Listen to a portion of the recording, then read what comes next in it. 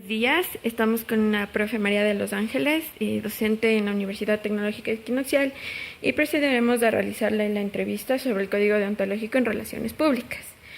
Profe, la primera pregunta habla sobre cuáles son los objetivos de los códigos deontológicos. Los objetivos es la transparencia, que cualquier profesional debería trabajar basado en eso, ¿no? La transparencia de la información, de las acciones que se hacen, incluso hasta de las estrategias que se pueden plantear. Ya, profe, muchas gracias. La segunda pregunta habla sobre de la existencia, si hay un código la existencia del código deontológico. Bueno, ya quedó claro que sería como la anterior pregunta, pero para usted, si conoce y si según para usted, qué es para usted el código, su ética dentro de la carrera. Existe también no solamente en las relaciones públicas, sino en diversas profesiones, diversas carreras, porque es algo vital.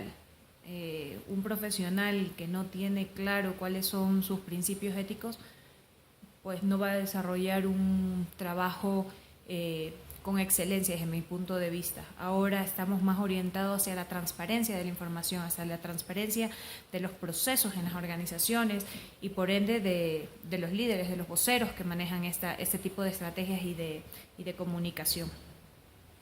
¿Y usted cree que todos los relacionistas públicos tienen o llevan el código con ellos o conocen o simplemente a veces ejercen la profesión porque ya por añadidura? Como todo en la vida, creo que es de vital importancia que lo conozcan. Ahora la tendencia organizacional en el mundo de las relaciones públicas es más bien crear realidades, gestionar esas realidades para que la gente lo reconozca. Mucho tiempo, y yo creo que también ha sido una falencia y el hecho de que las relaciones públicas como tal se ha deteriorado tanto, ¿no? Por ahora vemos que hay diversos nombres como el DIRCOM, la comunicación estratégica, la comunicación organizacional, etcétera. Pero es precisamente por eso, ¿no? Porque malos relacionistas públicos han creado o han hecho han comunicado, es la palabra, han comunicado de una manera errada o han tratado en esa búsqueda de satisfacer necesidades, no han sido éticos y se manejaba, bueno, algunos ahora todavía lo manejan, el tema de manipulación, de hacer ver realidades que no existen, ¿no? Cuando ahorita estamos orientados hacia otras, a crear realidades que sean reconocidas, a crear reputación, a crear una imagen consolidada dentro de las organizaciones. Creo que es la base fundamental de las relaciones públicas. Así es. La tercera pregunta habla sobre cuáles considera que son los factores más importantes dentro del código deontológico de los relacionistas públicos. La transparencia en todo. Absolutamente de acuerdo, profe, con usted. En todo, en las acciones, lo que te decía, estratégicamente, en lo que piensas, en cómo actúas, cómo haces que la organización funcione, cómo haces esas conexiones con los públicos internos, transparencia incluso hasta lamentablemente en nuestro país no es algo legal, pero el tema financiero, los movimientos que se hacen, las inversiones, cuáles son los proyectos que se están realizando, no solamente por quedar bien, ¿no? Como que es el mal que se hace a las relaciones públicas, sino realmente como una responsabilidad como organización. Listo, profe. La cuarta pregunta, primero tomamos una pequeña acotación de un libro que habla sobre qué es la jornada ética en las relaciones públicas. Esto De Costa dice, Rica. sí, este habla sobre la ética en las relaciones públicas, es sensibilizar con lealtad, tolerancia, honestidad y respeto a los derechos humanos para facilitar los procesos de comunicación con los públicos internos y externos. Esto que antecede a las relaciones públicas o en el ganar-ganar. Es que esa es la base fundamental. Tú no puedes ganar como organización si tus públicos internos y tus públicos externos no ganan. A eso me refiero con la transparencia. Eso es lo que debe ser primordial, la base de todo. Como todo sería más bien como que siempre tienen que estar también los públicos internos beneficiados y sentirse bien con la organización. Por supuesto, es que no se concibe una organización que aparentemente se vende bien en los públicos externos o que se muestra como una organización perfecta si tus públicos internos no están satisfechos. Y aquí ya te lleva a otros temas como la marca empleador. ¿Qué estás haciendo para que esos públicos internos realmente generen esa reputación o esa imagen hacia los públicos externos? Listo, profe. La quinta pregunta habla sobre qué conlleva exactamente la ética dentro de las relaciones públicas. ¿Qué conlleva? La ética. ¿Podemos parar un segundo? Perdón, Claro. que me están buscando.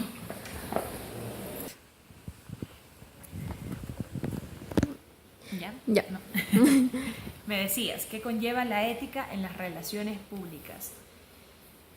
La ética profesional es importantísima, ¿sí? Lo que te decía hace un momento, si no puedes desarrollar un buen trabajo, no puedes ser para mí del todo profesional si no tienes una ética bien establecida, ¿no?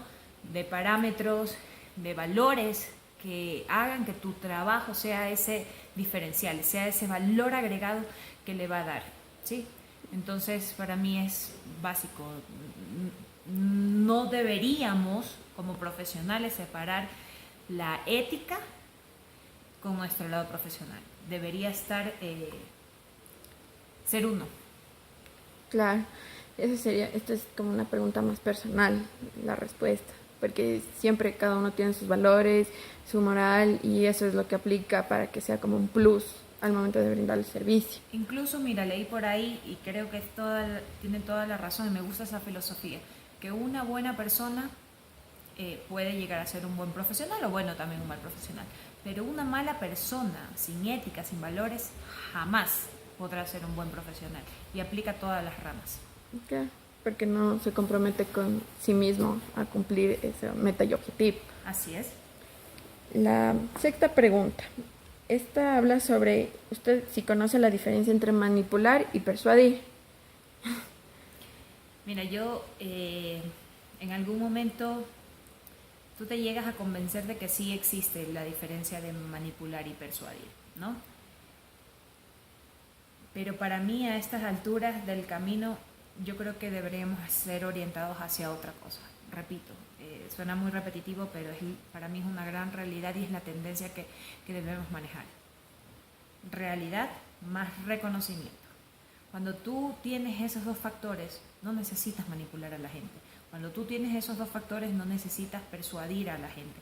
¿Por qué? Porque solo haces, solo comunicas, solo informas, es la palabra. Solo informas, o bueno, comunicas también porque tienes feedback y esto, pero vas orientados hacia otras cosas, ¿sí? Vas orientados a que la gente pueda ver qué estás haciendo tú como organización, qué es ese valor que le estás dando agregado, y la gente, bueno, obviamente va a tener su retorno indiscutiblemente porque se va a dar cuenta de las realidades que pasan en la organización.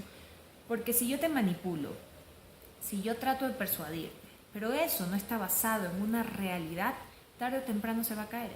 Es algo efímero, es algo a corto plazo, no es algo a proyección a futuro. Entonces nosotros como profesionales de relaciones públicas deberíamos orientarnos hacia eso, hacia crear prestigio, crear reputación, que es algo para futuro, no es algo instantáneo, no es algo para ahora, no es algo que a veces también cometemos el error de apagar fuegos y tratamos de hacerlo de una manera manipuladora.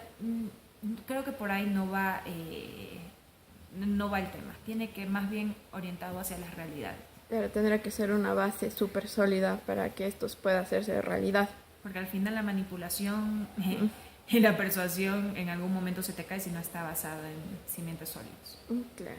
Y por último, ¿usted conoce si el Código Deontológico de Relaciones Públicas, si no es cumplido, de qué manera le afectaría profesional y socialmente? Esto de manera relacionista público o a su cliente interno y externo, ¿cómo afectaría así de forma global? Uh-huh. Mira, algo importante que tú dices en tu pregunta y es que no solamente afecta al ámbito personal o profesional, sino que afecta a las sociedades.